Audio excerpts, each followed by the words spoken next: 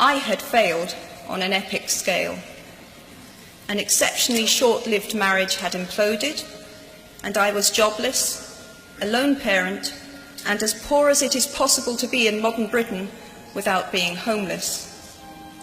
The fears that my parents had had for me and that I had had for myself had both come to pass, and by every usual standard, I was the biggest failure I knew. I had no idea then how far the tunnel extended, and for a long time, any light at the end of it was a hope rather than a reality. So why do I talk about the benefits of failure? Simply because failure meant a stripping away of the inessential. I stopped pretending to myself that I was anything other than what I was, and began to direct all my energy into finishing the only work that mattered to me.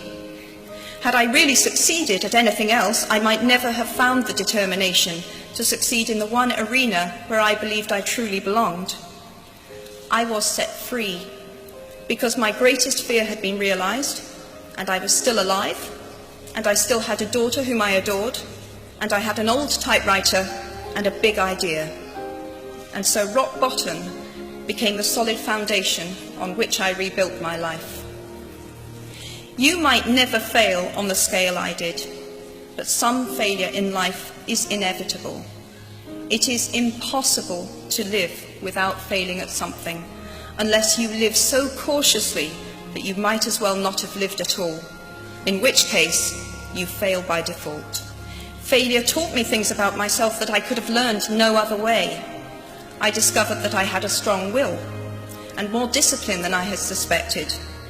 I also found out that I had friends whose value was truly above the price of rubies. The knowledge that you have emerged wiser and stronger from setbacks means that you are, ever after, secure in your ability to survive.